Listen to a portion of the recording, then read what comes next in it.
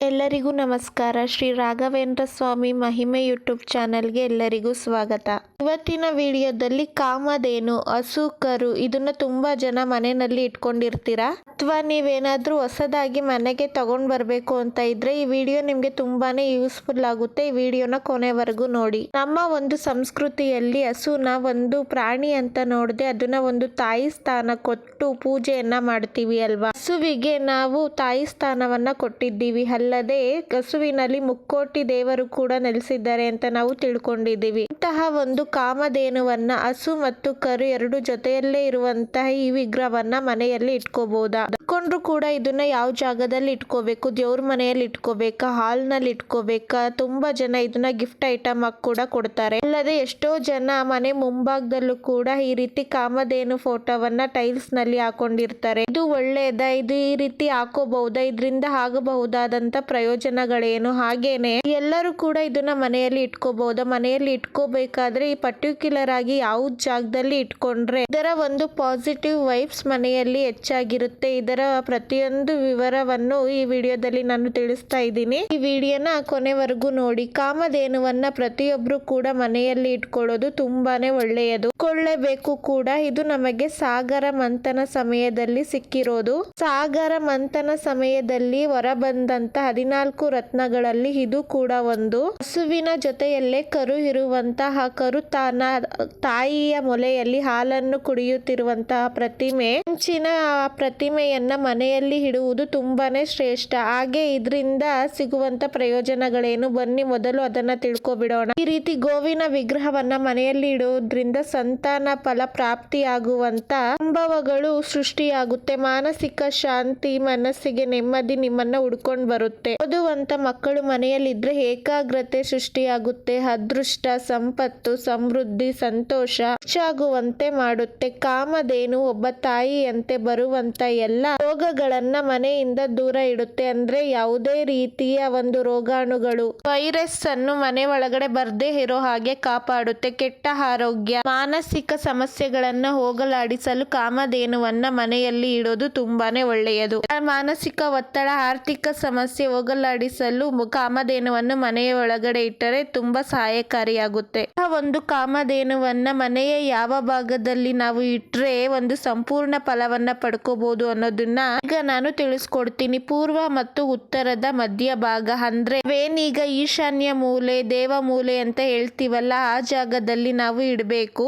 ಹಾಲ್ಗಳಲ್ಲಿ ಅಥವಾ ಲಿವಿಂಗ್ ಏರಿಯಾಗಳಲ್ಲಿ ನೀವು ಇಡೋದಾದ್ರೆ, ಈಗ ಶೋಕೇಶ್ ಗಳಲ್ಲಿ ಅಲ್ಲಿ ಇಲ್ಲಿ ಇಡ್ತಾ ಇರ್ತೀರಾ, ಅಥವಾ ಟಿವಿ ಯೂನಿಟ್ ಗಳಲ್ಲಿ ಅದನ್ನ ಇಡ್ತಾ ಇರ್ತೀರಾ, ಬಂದವರು ಎದುರುಗಡೆನೆ ನೋಡೋ ತರ ಇರುತ್ತೆ. ಅಂದ್ರೆ ಈಗ ಪೂರ್ವ ಅಥವಾ ಉತ್ತರಾಭಿಮುಖವಾಗಿಯೂ ಕೂಡ ಇಡಬಹುದು. ಆದ್ರೆ ಅದರ ಸಂಪೂರ್ಣ ಫಲ ನಮ್ಗೆ ಸಿಗ್ಬೇಕು ಅಂತ ಅಂದ್ರೆ ಉತ್ತರ ಮತ್ತು ಪೂರ್ವದ ಮಧ್ಯ ಭಾಗ, ಅಂದರೆ ಈಶಾನ್ಯ ಮೂಲೆಯಲ್ಲಿ ಇಡಬೇಕು. ತುಂಬಾನೇ ಒಳ್ಳೆಯದು. ಇದರ ಪಾಸಿಟಿವಿಟಿ ತುಂಬಾನೇ ಹೆಚ್ಚಾಗಿರುತ್ತೆ. ಅಥವಾ ಆ ಜಾಗದಲ್ಲಿ ಮೈನ್ ಡೋರ್ ಬಂದ್ಬಿಟ್ಟಿದೆ, ಅಲ್ಲಿ ಇಡೋದಕ್ಕೆ ಸಾಧ್ಯ ಇಲ್ಲ ಅಂತ ಅಂದರೆ ಬೇಕಾದ್ರೆ ನೀವು ದೇವ್ರ ಮನೆಯಲ್ಲಿ ಇಟ್ಕೋಬಹುದು, ಅಥವಾ ಹಾಲ್ ನಲ್ಲೂ ಕೂಡ ಬಂದವ್ರಿಗೆ ಎದುರುಗಡೆನೆ ಕಾಣಿಸೋ ರೀತಿಯಲ್ಲೂ ಕೂಡ ಇಟ್ಕೋಬಹುದು. ಆದ್ರೆ ಜಾಗ ಏನಾದ್ರೂ ಇದ್ರೆ ಈಗ್ಲೇ ನೀವು ಬೇಕಿದ್ರೆ ಜಾಗನ ಬದಲಾಯಿಸಬಹುದು. ಅಂದ್ರೆ ಈಶಾನ್ಯ ಮೂಲೆಯಲ್ಲಿ ನಲ್ಲಿ ಏನಾದ್ರೂ ಜಾಗ ಇದೆ ಅಂದ್ರೆ ದಯವಿಟ್ಟು ಅಲ್ಲಿ ಹಾಕಿ ನೋಡಿ. ಸ್ವಲ್ಪ ದಿನದ ಮಟ್ಟಿಗೆ ನೀವು ಜಾಗನ ಬದಲಾಯಿಸಿ ನೋಡಿ, ನಿಮ್ಗೆ ಗೊತ್ತಾಗುತ್ತೆ ಮನೆಯಲ್ಲಿ ಆಗುವಂತ ಪಾಸಿಟಿವ್ ಬದಲಾವಣೆ ಹೇಗಿರುತ್ತೆ ಅನ್ನೋದು ಕೂಡ ನಿಮ್ಗೆ ಗೊತ್ತಾಗುತ್ತೆ. ಕಾಮಧೇನುವಿನ ಫೋಟೋ ಅಥವಾ ವಿಗ್ರಹನ ನಾವು ಇಟ್ಕೋಬಹುದು. ಫೋಟೋ ಇದ್ರೂ ಕೂಡ ಅಷ್ಟೇನೆ ಈಶಾನ್ಯ ಮೂಲೆಯಲ್ಲಿ ನೀವು ಹಾಕಿ ನೋಡಿ. ವಿಗ್ರಹ ಇದ್ರೆ ಆ ಜಾಗದಲ್ಲಿ ಇಟ್ಟು ಪ್ರತಿದಿನ ಪೂಜೆ ಮಾಡಬಹುದು. ತುಂಬಾನೇ ಒಳ್ಳೆಯದು. ಜಾಗದಲ್ಲಿ ಇಡೋದು, ಅಥವಾ ನೀವೇನಾದ್ರೂ ಮನೆಯ ಮುಂಭಾಗದಲ್ಲಿ ಹಾಕ್ತೀರಾ, ಟೈಲ್ಸ್ ನಲ್ಲಿ ಹಾಕ್ತೀರಾ ಅನ್ನೋದಾದ್ರೆ ಖಂಡಿತವಾಗಿಯೂ ಹಾಕ್ಬಹುದು. ತುಂಬಾ ಒಂದು ಒಳ್ಳೆಯ ಪಾಸಿಟಿವ್ ಎನರ್ಜಿ ಇರುತ್ತೆ. ಆದ್ರೆ ಟೈಲ್ಸ್ ನಲ್ಲಿ ಈ ರೀತಿ ದೇವರ ಫೋಟೋಗಳನ್ನು ನೀವು ಹಾಕುವಾಗ ದಯವಿಟ್ಟು ಅದು ಪೀಸ್ ಇರಬಾರ್ದು. ಅಂದ್ರೆ 3-4 ಪೀಸ್ ನ ಜಾಯಿಂಟ್ ಮಾಡಿ ಒಂದು ಪಿಕ್ಚರ್ ಬರೋ ತರ ಇರುತ್ತಲ್ಲ, ಆ ರೀತಿ ಇರಬಾರ್ದು. ಒಂದೇ ಟೈಲ್ಸ್ ಫೋಟೋದಲ್ಲಿ ಪೂರ್ತಿ ದೇವ್ರ ಫೋಟೋ ಆಗಿರ್ಲಿ, ಕಾಮಧೇನು ಫೋಟೋ ಆಗಿರ್ಲಿ ಬರೋ ತರ ನೀವು ಆ ತರದನ್ನ ನೋಡಿ ಹಾಕಿ. ಅದು ಯಾವುದೇ ಕಾರಣಕ್ಕೂ ಜಾಯಿಂಟ್ ಆಗಿರೋ ರೀತಿ ಇರಬಾರ್ದು. ಅದು ನಿಜವಾಗ್ಲೂ ಭಿನ್ನ ಆಗಿರೋ ರೀತಿ ಲೆಕ್ಕ ಬರುತ್ತೆ. ಅಂತದನ್ನ ನೀವು ದಯವಿಟ್ಟು ಇಡ್ಲೂಬಾರ್ದು. ಪೂಜೆಯನ್ನು ಕೂಡ ಮಾಡಬಾರ್ದು. ನೀವು ದೇವರ ಮನೆಯಲ್ಲಿ ಕೂಡ ಅಷ್ಟೇನೆ ದೇವರ ಫೋಟೋಗಳನ್ನ ಏನಾದ್ರೂ ಈ ರೀತಿ ಟೈಲ್ಸ್ ನಲ್ಲಿ ಹಾಕಿಸ್ತೀರಾ ಅಂತ ಅಂದ್ರೆ ಟೈಲ್ಸ್ ನಲ್ಲಿ ಪೂರ್ತಿ ಪಿಕ್ಚರ್ ಇರಬೇಕು. ಅಂದ್ರೆ ಆ ದೇವರ ಮೂರ್ತಿಯ ಫೋಟೋ ಒಂದೇ ಟೈಲ್ಸ್ ನಲ್ಲಿ ಪೂರ್ತಿಯಾಗಿ ಇರಬೇಕು. ಕಾಮಧೇನುವಿನ ಫೋಟೋ ನೀವು ಇಟ್ಕೊಂಡ್ರು ಕೂಡ ಅಷ್ಟೇ ಟೈಲ್ಸ್ ಗಳಲ್ಲಿ ಒಂದೇ ಟೈಲ್ಸ್ ಗಳಲ್ಲಿ ಆ ಕಾಮಧೇನು ಮತ್ತು ಕರುವಿನ ಫೋಟೋ ಪೂರ್ತಿಯಾಗಿ ಇರಬೇಕು. ಆ ರೀತಿ ಹಾಕಿಸ್ಕೊಳ್ಳಿ. ಅಥವಾ ನೀವೇನಾದ್ರೂ ಅದ್ರದ್ದು ವಿಗ್ರಹ ಇಡ್ತೀರಾ ಅಂತ ಅನ್ನೋದಾದ್ರೆ ಅಮೃತ ಶಿಲೆ ಅಥವಾ ಕಂಚಿಂದು ಅಂದ್ರೆ ಹಿತ್ತಾಳೆ, ಬೆಳ್ಳಿ, ಪಂಚಲೋಹದ್ದು ಈ ತರದ್ದು ಕೂಡ ಇಟ್ಕೋಬಹುದು. ಮರದ ಐಟಮ್ ಆಗಿರ್ಬೋದು, ಪಿಂಗಾಣಿದಾಗಿರ್ಬೋದು, ಈ ತರದ್ದು ಕೂಡ ಶೋಪೀಸ್ ಅಂತ ಹೇಳಿ ತುಂಬಾ ಜನ ಗಿಫ್ಟ್ ಅನ್ನ ಕೊಡ್ತಾ ಇರ್ತೀರಾ, ಅಂತದನ್ನು ಕೂಡ ಮನೆಯಲ್ಲಿ ಇಟ್ಕೋಬಹುದು. ಅಥವಾ ಈಗ ಜರ್ಮನ್ ಸಿಲ್ವರ್ ಅನ್ನ ತಗೊಂಡು ಪೂಜಾ ರೂಮ್ ಅಲ್ಲಿ ಇಟ್ಕೊಂಡು ಪೂಜೆ ಮಾಡಬಹುದಾ ಅಂತ ಅಂದರೆ ಅದ್ರ ಬಗ್ಗೆ ಸ್ವಲ್ಪ ಯೋಚನೆ ಮಾಡಿ ತಗೊಳ್ಳಿ. ನೀವು ಜರ್ಮನ್ ಸಿಲ್ವರ್ ತಗೊಳ್ಳೋದಕ್ಕಿಂತ ಇದು ತಗೊಂಡ್ರು ಕೂಡ ಬೆಳ್ಳಿನಲ್ಲಿ ತಗೊಳ್ಳಿ. ಅಥವಾ ಅಷ್ಟು ದುಡ್ಡು ಕೊಟ್ಟು ತಗೊಳಕ್ ಆಗೋದಿಲ್ಲ ಅಂತ ಅಂದ್ರೆ ಹಿತ್ತಾಳೆದ್ನ ತಗೊಳ್ಳಿ, ತುಂಬಾನೇ ಶ್ರೇಷ್ಠ.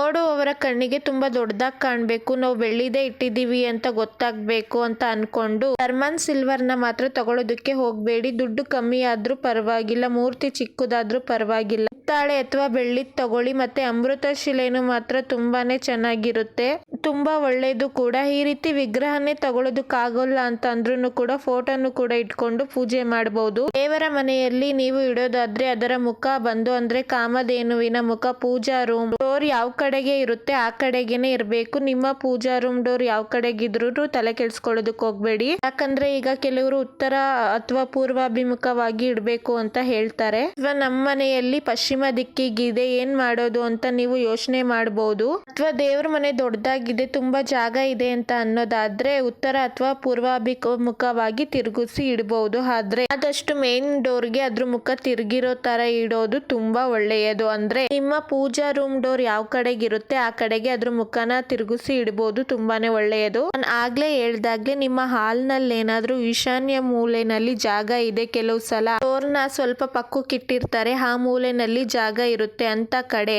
ಒಂದು ಸ್ಟ್ಯಾಂಡ್ ತರ ಏನಾದ್ರೂ ಮಾಡಿಸ್ಕೊಳ್ಳಿ. ಗ್ಲಾಸ್ ಅಲ್ಲಿ ಆಗಿರ್ಲಿ, ಗ್ರಾನೈಟ್ ಅಲ್ಲಿ ಆಗಿರ್ಲಿ ಮಾಡಿಸ್ಕೊಳ್ಳಿ. ಆ ಜಾಗದಲ್ಲಿ ನೀವು ಕಾಮಧೇನು ಮೂರ್ತಿಯನ್ನ ವಿಗ್ರಹವನ್ನ ಇಟ್ಟು ಪ್ರತಿದಿನ ನೀವು ಪೂಜೆ ಮಾಡಿ ತುಂಬಾನೇ ಒಳ್ಳೆ ಪಾಸಿಟಿವ್ ಎನರ್ಜಿ ಮನೆಯಲ್ಲಿ ಇರುತ್ತೆ. ಅನ್ಕೊಂಡಂತ ಕೆಲಸ ಕಾರ್ಯಗಳು ತುಂಬಾನೇ ಚೆನ್ನಾಗಿ ಆಗ್ತಾ ಇರುತ್ತೆ. ಓದೋವಂತ ಮಕ್ಕಳು ಮನೆಯಲ್ಲಿ ಇದ್ದರೆ ಅವರ ವಿದ್ಯಾಭ್ಯಾಸದಲ್ಲಾಗಿರ್ಬಹುದು ಅಥವಾ ಅವರ ಭವಿಷ್ಯದಲ್ಲಾಗಿರ್ಬಹುದು ಒಳ್ಳೆಯ ಅಭಿವೃದ್ಧಿ ಪ್ರಗತಿಯನ್ನ ನೋಡಬಹುದು. ಅಷ್ಟೇ ಅಲ್ಲದೆ ಕೆಲವು ಸಲ ಮಕ್ಕಳು ಹುಟ್ಟಿದಾಗ ನಾವು ಹೋಗಿ ಅವರ ಜಾತಕನ ಕೇಳ್ತೀವಿ, ಶಾಸ್ತ್ರನ ಕೇಳ್ತೀವಿ. ಮಕ್ಕಳು ಹುಟ್ಟಿದ ಟೈಮಲ್ಲಿ ಮಗು ಹುಟ್ಟಿರುವಂತ ಟೈಮುಗಳಿಗೆ ಹೇಗಿದೆ ಅಂತ ಸಣ್ಣ ಪುಟ್ಟ ದೋಷಗಳಿರುತ್ತೆ. ಆ ದೋಷದ ನಿವಾರಣೆಗೋಸ್ಕರನು ಅಷ್ಟೇ ಹಸುನ ಮನೆ ಹತ್ರ ಕರ್ಕೊಂಡು ಬಂದು ಪೂಜೆ ಮಾಡಿಸಿ ಹಸುವಿನ ಸುತ್ತ 3 ಪ್ರದಕ್ಷಿಣೆ ಹಾಕ್ಸಿ ಬೇರೆಯವ್ರ ಕೈಯಿಂದ ಮಗುನ ದಾನ ತಗೊಳ್ತಾರೆ. ಅಂದ್ರೆ ಒಂದು ಮರದಲ್ಲಿ ಈಗ ನಾವು ಬಾಗಿನ ಎಲ್ಲ ಕೊಡ್ತೀವಲ್ಲ ಮರ, ಅದ್ರಲ್ಲಿ ಮಗುನ ಮಲಗಿಸಿ ಎಳೆ ಮಗುಗೆನೆ ಈ ರೀತಿ ಮಾಡೋದು. ಮಗು ಹುಟ್ಟಿದಂತ 11 ಅಥವಾ 1 ತಿಂಗಳ ಒಳಗಾಗಿ ಈ ರೀತಿ ಪೂಜೆ ಮಾಡಿಸ್ತಾರೆ. ನಾನು ಕೂಡ ಸುಮಾರು ಕಡೆ ನೋಡಿದ್ದೀನಿ, ಕೇಳಿದ್ದೀನಿ. ಆ